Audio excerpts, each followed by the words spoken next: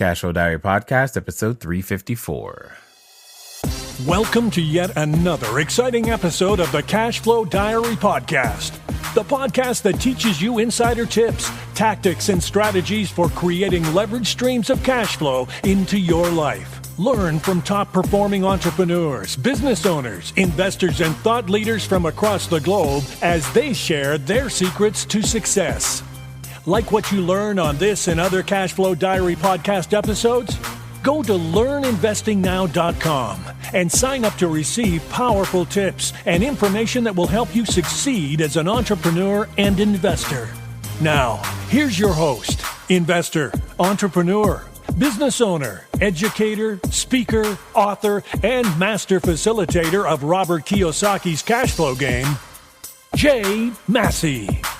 All right, ladies and gentlemen, welcome to another episode of the Cashflow Diary Podcast. I'm your host, Jay Massey, and I'm glad that you're here today because we are going to talk about, well, many different things. Why do I say many different things? Because when it comes down to it, you and I, as entrepreneurs, our journey takes many twists and turns and often leads us to places we never even thought we were going to go. And I think today's guest is going to be able to help you understand your own entrepreneurial journey in a completely different fashion. And most importantly, he's got a new book that I think you're going to want to pick up as well. So what does that mean? That means today we are speaking with none other than Mr. Will Arntz. Many of you may know him from a particular movie that we're going to be talking about as well. But most importantly, let me tell you something that I think is really interesting. He started as a research laser physicist. Now, many of you are like, I never even heard of that. Like, what is that? You remember the Star Wars program? Yeah, he was there before it was called the Star Wars program.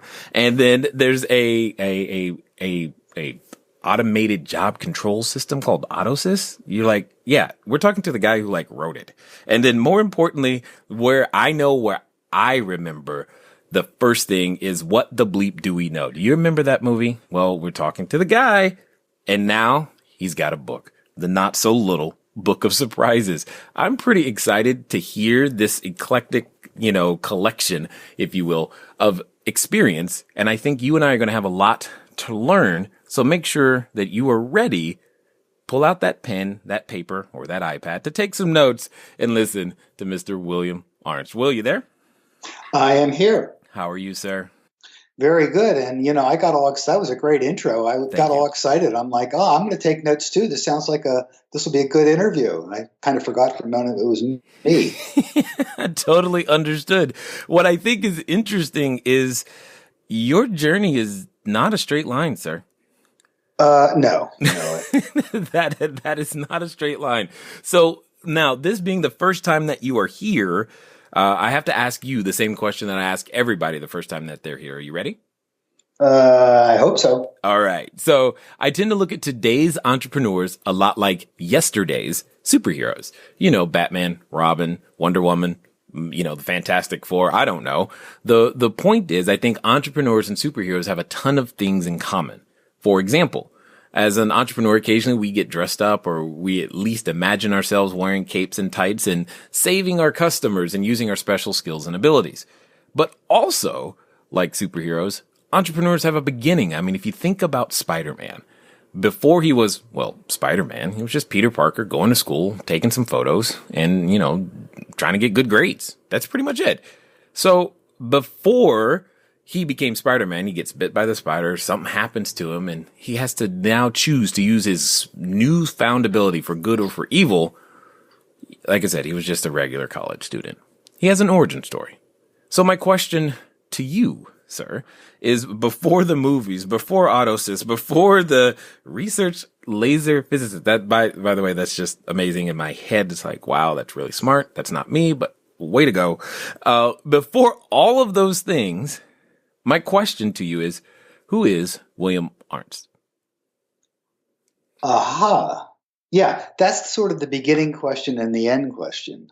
Because years and years also, you didn't include in the little bio, years and years of spiritual practice and some spiritual teachers and whatnot.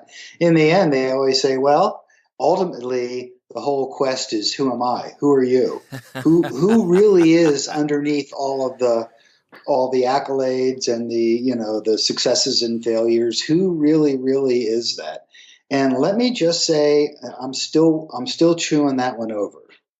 I'm not quite sure. Okay. Yeah, it's because it's the onion. You peel onion, you realize you have an experience, you do something. For me, one of the things I always wanted to do was be very successful. Just be very successful, and so that was something that really drove me, especially when I was doing AutoSys, writing the software and everything. I just wanted to really knock one out of the park. Is just kind of the feeling. So, but then of course the thing is, well, the person after you knock it out of the park is different than the person before. So, what's the real you? Indeed. Well, I would say selling AutoSys for tens of millions would be knocking it out of the park. I mean, at least by my definition. Well, that's what I figured too. So it happened. I sold my first company, and it was like, oh, that's great. And I remember that the day that the deal finally signed, I signed the paper. It was a done deal. The wires went. It all happened, and afterwards, I went to the store to get something to make for dinner, and I'm there at the checkout, and I'm like, wow, there you go. I did it, and wow, it's interesting. I expected I was going to be flying on cloud 9, but I was actually just relieved. It was like, oh, okay, I pulled it off. Totally get that. So let me ask it this way. Were you born entrepreneurial family? You just woke up one day and said, Mom, I want the lemonade stand, and that you just kept going from there? Or what was that journey like? Well, I was never really very entrepreneur-ish. I mean, I never did that. I didn't have a newspaper route. I really didn't do that. What it was more about being creative. Okay. And so when I grew up in a little farm town in Pennsylvania, and there was nothing to do. So my friends and I, back in the 60s, we were making movies. We'd steal Dad's 8mm camera, and we started making movies, and we would write little plays, and we wrote comic books, and we were always creating something. So for me, that was always the main impetus for what I did. Was I would something would just like grab my fancy, and then I would just get into creating it, and it was off to the races. Interesting. So how do you go from movies, plays, and comic books to research laser physicist? You gotta help me. Well, that was a very practical decision. I was really good in high school in math and science. My dad was an engineer. Mm-hmm. He worked at a company like a lot of engineers do, and not entrepreneurial, that's for sure. And so it was like, well, I'm going to go to college. So and I really liked math and science anyway. It's not that like it was torture. I really liked it. And so I'm like, well, I guess I'll get a degree in that. And that way, when I graduate from college, I'll be able to get a good job. And that was it. Once I got into college, it turns out I liked the math and the physics more than I even thought I would. I see. So that's how that happened. Okay. That makes sense. Because I guess in this journey that we call life, we often discover, through various different interactions that, hey, I didn't know I was going to like this much. So, okay, that makes some sense there. And then you move. So you were working for a company like straight out of college. Is that correct? If I understand. Correct. All right. So then two things has to happen in order for AutoSys to exist. One, you have to have what I call that superhero moment where you realize, hey, I have a special skill or ability that I can use here to serve other people. And then two, you have to develop the courage to go, you know what, I'm going to go do my own thing. So my question is one, how did you find out, discover that, A, I've got a special ability, and two, how did you develop the courage to actually go do it? Well, realizing the special ability, I mean, I knew when I did the research laser physics stuff, what they had me do was do computer modeling for these high energy laser systems, and they hadn't been able to do it with wave optics ever. So they assigned me to do that. And at one point, there was a program that the Air Force wanted written that they said would take 2.5 man years in order to develop this program. So they wanted me to write a little prototype, just a little corner of it, to show that maybe we could do it so that the company I worked with would get the bigger contract. Well, make a long story short, in 3 weeks, I wrote the whole thing that was supposed to take 2.5 man years. Yeah. So at that point, it was like fairly obvious, like that I was, and they were quite, they started calling me Einstein around the office because it was like, it was like, you can't do it. And I'm like, well, I did it. So I knew that I had the chops, but I didn't really have the entrepreneurial spirit yet. But I did have the thing that always I've been like, if something I really get into, I just do it. I call it the Spanky and our gang moment, which is a little different than superheroes. Got it. But there was this, cartoons of Spanky and our gangs, and it's like Spanky goes, "Hey everyone, what do you say we go make a movie and change the world? Okay, Spanky, let's go do it." And so I've always been kind of like that. I mean, once I get inspired for something, people think I'm crazy. That doesn't really bother me. They think it won't work. If I think it will, I don't really care what they think. And I just go to do it. But there's a third part that's the missing piece of all this. Oh. And this is, you talked about the strange twists and turns. Yes. The strange twist and turn for AutoSys was back in my early 30s, I'd become more and more interested in spiritual things. And I got a teacher. His name was Rama. And Rama had this idea that his students should learn computers because it strengthens the mind. And he said, look, you're going to have to earn something in this world because we live in the West. If you do computers, it's going to get really big. And that way you can, live a nice life. So all the students started learning computers. I luckily already knew it. And then eventually he said, now you got to get a computer job. So everyone does that. Then you got to become a consultant and be a consultant to computers. And then he moved us all to the New York metro area and said, now you got to go down and consult on Wall Street because they're the leading edge of the computer stuff and they'll help your chops. And finally, he said, okay, your final task is to write a piece of software, build a company around it and sell it for millions.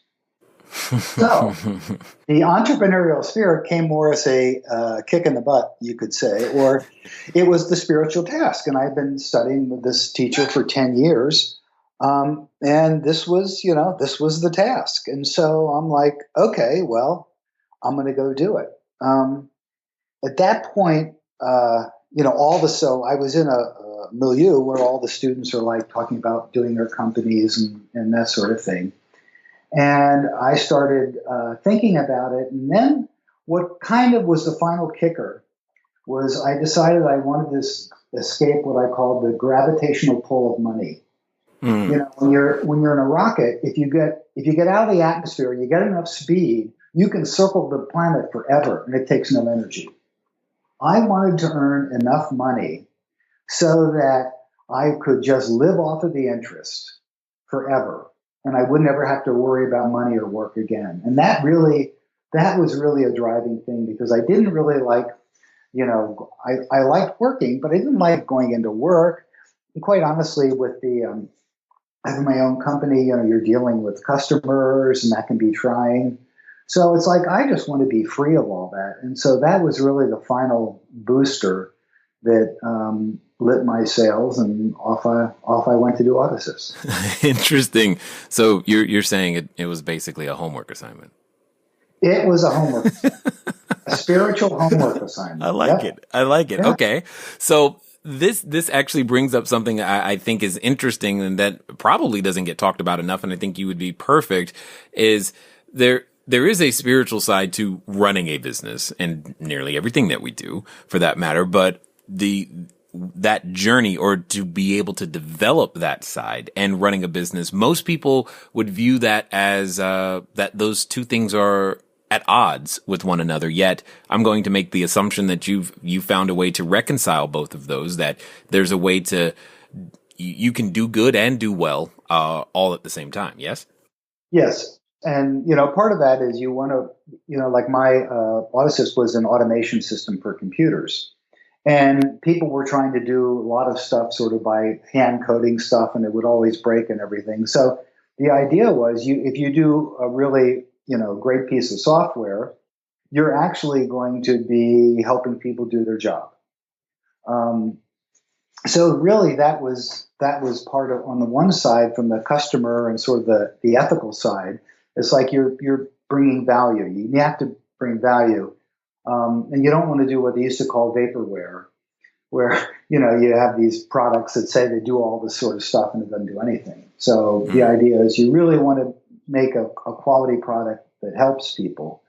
The part that's interesting about that is when you do the spiritual practice, meditating, looking within, all the stuff, your intuition develops. It gets better.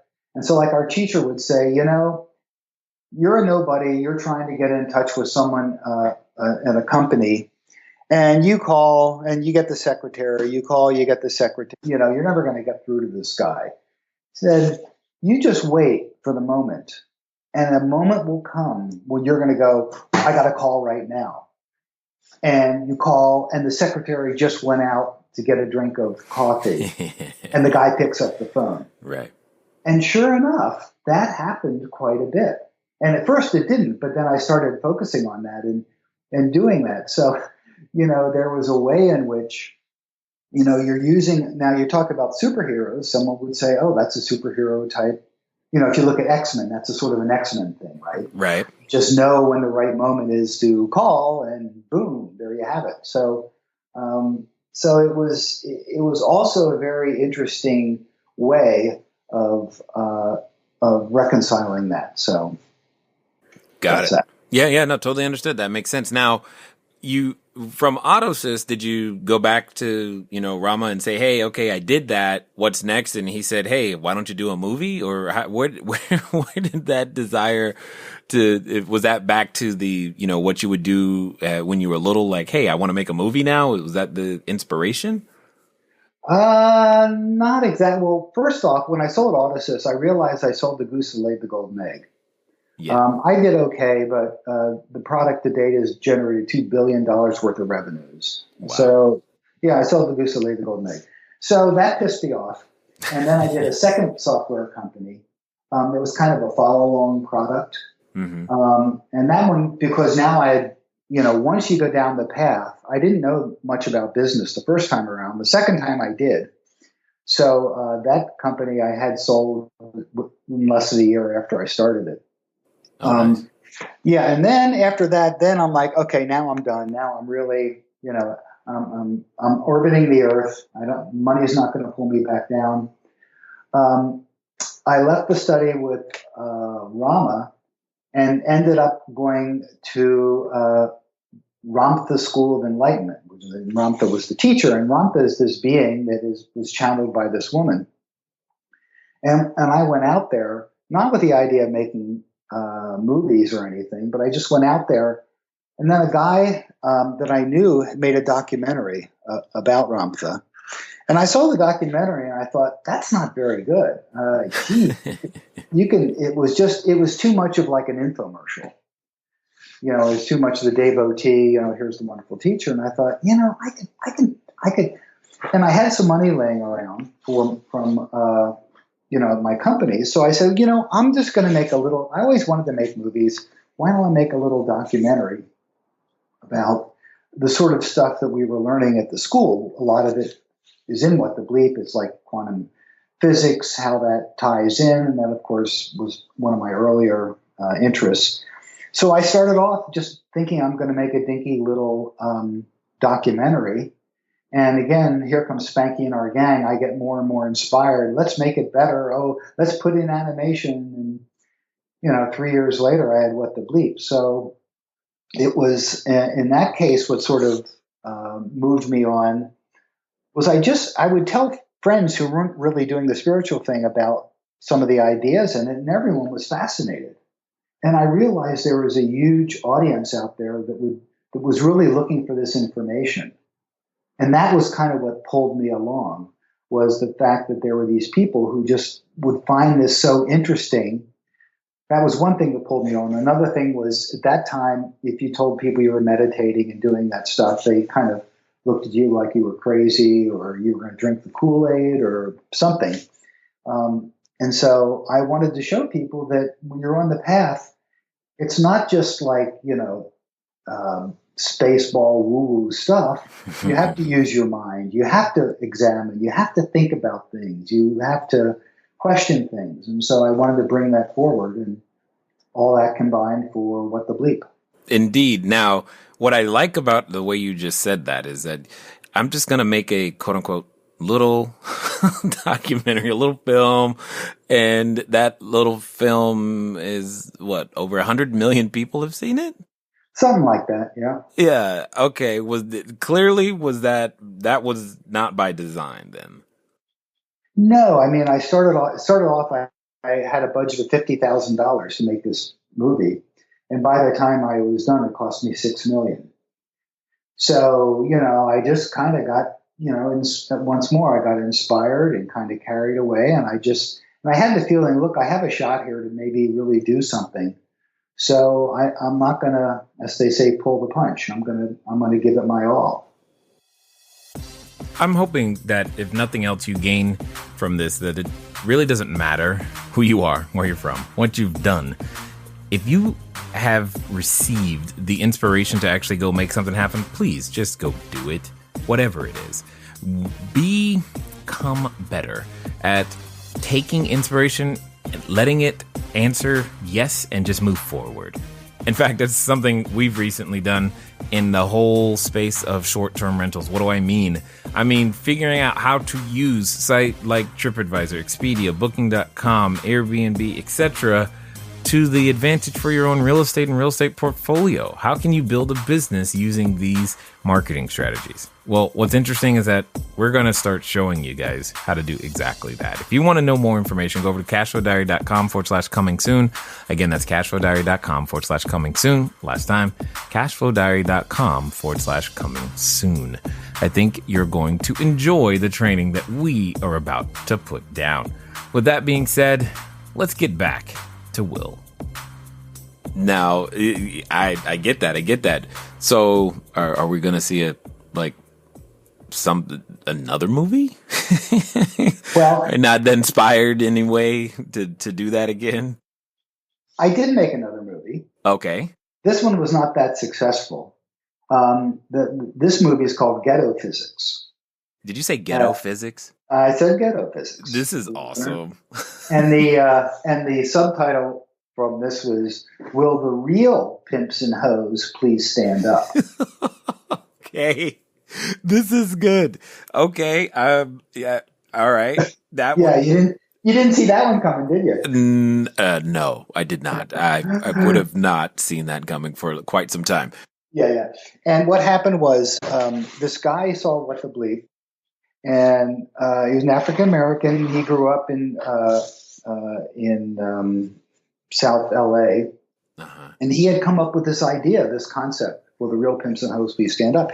And really, it's really a look at the power structures that are existing in the world. The premise being that, you see the people on the top of the power thing, but it's the same dynamic as what you see on the street. The only difference is the people at the top are much better about packaging it, so you don't realize the games that they're playing. You don't get the game, but it's the same game. So really, we looked at that interplay between, the powerful and the people who are just, the worker bees who, do all the work, and looked at that in society. So we did that. It was artistically, people really liked the movie, but it was a little much for people. It was a little in your face, and people didn't like that. Although I think nowadays people may want to take a second look at it. We will see. Yeah, indeed. So from all of this, you then come up with the not so little book of surprises. I mean, this has got to be the most twisty story that we've had on the show ever. I mean, it's like all of these things are very, very loosely connected, And I'm just, so help me bridge the gap just help me bridge that gap. How do we get over to this now? Well, I'm so glad you said twisty and not twisted. So anyway, how did I get to Not So Little Book of Surprises? Well, talk about surprises. At the age of 62, I got married for the first time. That's a surprise. As a surprise. And I married the lovely Deirdre Hayde. Mm-hmm. And she is a spiritual teacher and a mystic and a writer and lots of stuff. So we got married, and she's been writing this book, and I was kind of helping her with the structure of it. And then someone suggested, they said, I think you could take some of Deirdre's teachings and some of her poetry and put some pictures with it and make a little book. And she wants to get a book out there, and you could probably just do that fairly easily. And I thought, you're right. I started to think about it, and within a day of thinking about it, I had come up with the whole concept of the Little Book of Surprises. And what it is she has just, 10 years of teaching transcripts. I mean, if they were in book form, it would be about a foot high. And so wow. I thought, I can just do it like I was doing a movie. When you do a documentary movie, you're always working on transcripts. And so you're reading through transcripts, you pull out sound bites, things you think are really pertinent. And so I just started doing that. I started going through these transcripts. And in about a day and a half, I had a 60-page book put together.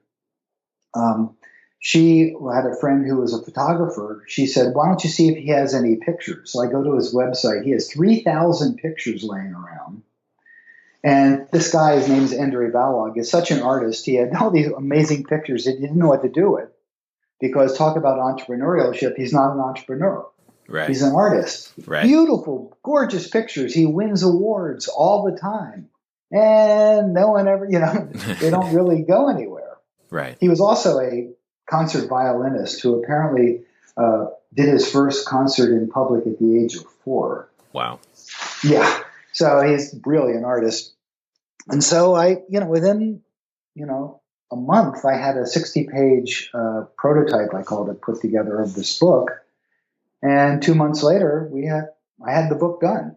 And again, I was using the skills of documentary filmmaking to basically pull the quotes and clean them up a little bit and associate pictures and put a through line through so it all kind of makes sense in a coherent form. And that was the Not So Little Book of Surprises. As I listen to you and hear about your journey, it's pretty much, it feels like you're like, you know what? Whatever inspires me today, this week, next month, if I am inspired enough, I'll figure out a way to build a business around it and go with it. That's what I'm hearing. Is entrepreneurship really that easy? Well, first off, what you said for me is true. That's basically it. The whole trick to me is if I get inspired, then I'll just I'll go do it. Everyone has a different thing on getting rolling. Some people. But hold one second, Will. This is what I'm really getting at. Yeah, I know that everyone has a different thing, but some people spend so much time trying to figure out what on earth am I going to do? What's my business going to be? You don't seem to get caught up in that at all. No, I don't. And I know, I see what you're saying now. Yeah, I mean, they often in getting started, the first thing is the first step, and that's the hardest. Because, often, I mean, in all the things I've done, when I started, I didn't really know what I was doing. And there's that, when you talked about the courage, that's part of it. People have a fear about, I don't quite know what I'm doing. I don't know about this. I don't know if it's going to work. And if you stay in that frame of mind, you'll never take the first step. And without the first step, it never happens. So that's the whole thing about the entrepreneur. I'm sure you've talked about the old risk-reward equation. Right. Is, the more risk you take, the greater the potential for the reward, and of course, the greater the potential to fall on your face. So Really hard, really hard. Yeah, and so that's really something that, if people who are thinking about launching themselves, that's just part of something that's probably going to come up. Yeah. Now, well, then let me ask you this: how does one? Let's pretend for a second that someone listening right now is like, okay, I want to, do this, but they're stuck right there. How do you develop that? We'll call it thick skin, that courage that you said it more than once. You don't care about other people saying that you're crazy or thinking, that you're a little off. And I agree to a point that that's necessary for an entrepreneur to keep going. But how do you develop that? Because it sounds like you were just born with it. I was pretty much born with it for, whatever reason. How do you develop it? I mean, I know some people, and I do this also too. I did this because there's dark nights of the soul when you're doing your company and, it's really not working.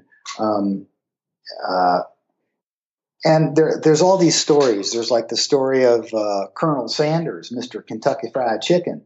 And, Yes. He was, turned down 999 times on this thing. And finally, he was about ready to throw in the towel.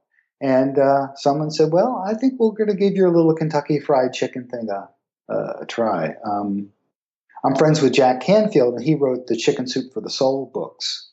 And, Jack has told these stories about how he said this one day he was in New York to sell the book, and they had 14 meetings with publishers that day, and every one of them turned him down.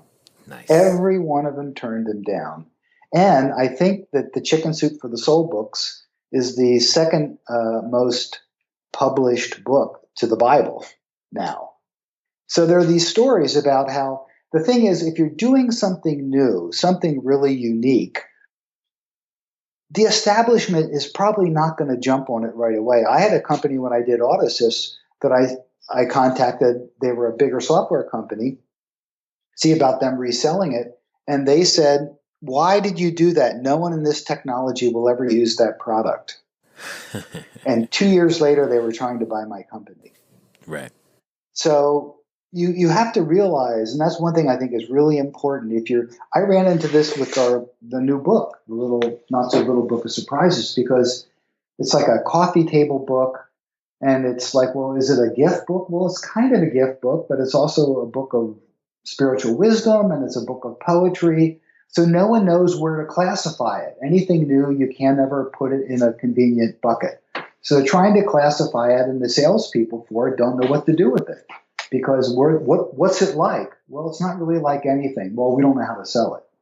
So when you run into the corporate world, you run into what exists out there, probably what you're going to come up with, most people in the business are going to tell you, no way. I'm sure people told Elon Musk with his Tesla cars, that was crazy. Come on. GM tried this 10 years ago. No one's going to want to buy an electric car. Right. Totally get that. Yeah. So, I mean, one thing that's where you really, as an entrepreneur, you have to believe in what you do, that there really is value there. So, because your experience is so wide and varied, I've got to ask this because I run into a number of people, and a number of people contact us on their way to, becoming entrepreneurs, and because they feel like every industry is so vastly different from the last thing that they were in. I'm just going to ask, you've traversed so many different fields. What have you found that's like similar over and over and over again, from being a research laser physicist to movies to software companies to now books? What's been the same? I think the one thing that kind of is the same as what I just said, is that sense of, if you're really doing something unique, most people in the business are going to tell you, no, there's no market for that. Forget about it. And that's the one thing that I've noticed over and over. When What the Bleep was finished, we did a screening for distributors, and there's about 10 of them came, and they watched the movie. And after we said, well, did you like the movie? They said, yeah, it was pretty interesting. Yeah, it's pretty. Well, you want to distribute it? Well, of course not. No one is going to go into a movie theater to see a movie about quantum physics and spirituality. No, you're crazy. And they all walked out. That was it. So we had to distribute it ourselves until we started doing such good numbers that all the distributors were like, oh yeah, okay, well, maybe, yeah, now we're interested, which is something, I guess, to say to entrepreneurs, you got to hang in there. And a lot of times if the powers that be say, no, we're not interested, you may have to develop your own sales channel to get it out there.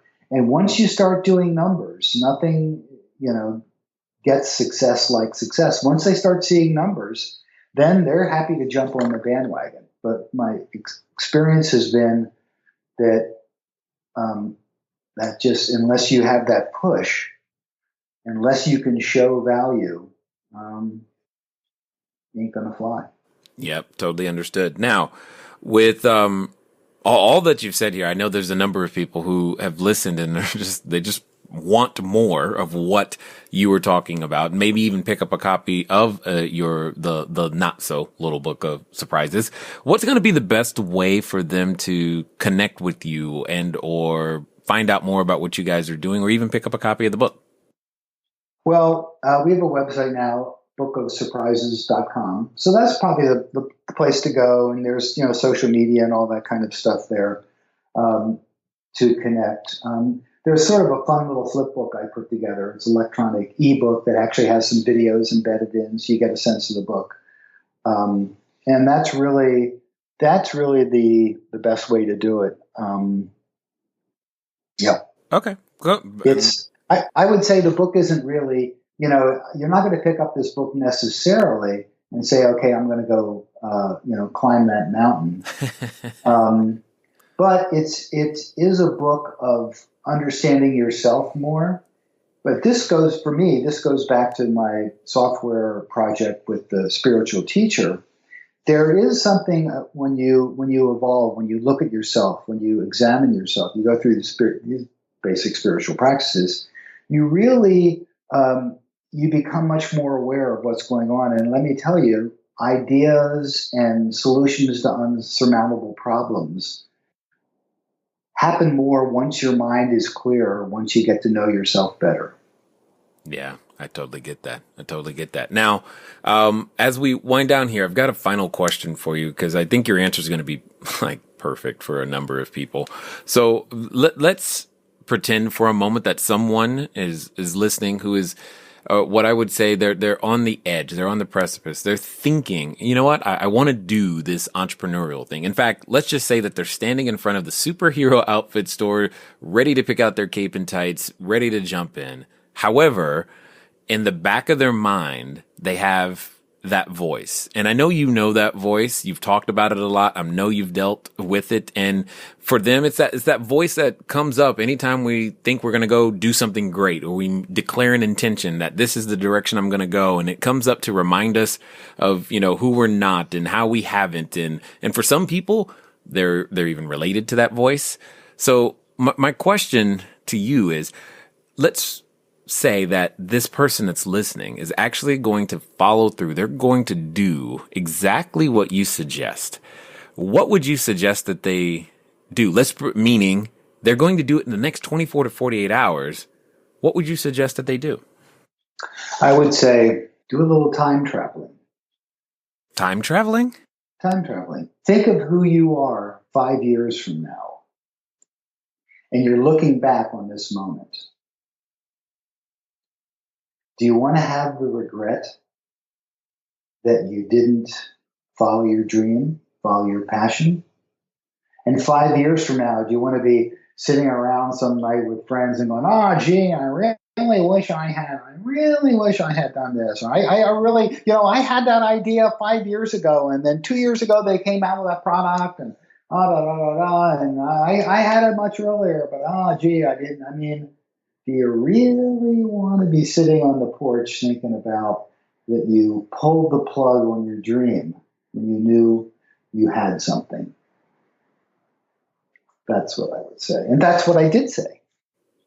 Clearly, clearly, because whatever idea has come to you, that's been the thing that you have done. I definitely want to say this though, that I appreciate just the spirit about you and this just the ability to go, you know what, this is what I'm going to do now, and to head in that direction and to make that happen. And I definitely want to say thank you for taking the time to share your knowledge, insight, and wisdom here with us today at the Cashflow Diary. Well, it's been a lot of fun. It's been a great interview. We also had a couple good laughs, so that's always important. And thank you, and for all those folks out there listening. I mean, yeah, go do your dream. All right, ladies and gentlemen, you know what time it is. It's time for you to move at the speed of instruction. What does that mean today? That means bookofsurprises.com, because hey, you never know what is you are capable of, let alone what you could do if you would just be brave enough to follow that intuition, that little voice in the back of your head is also pointing you in directions that you know you want to go. More importantly, what happens if you get inspired and it turns into something big? Ladies and gentlemen, it's been fun talking to you guys today. I look forward to talking to you soon. Until next time.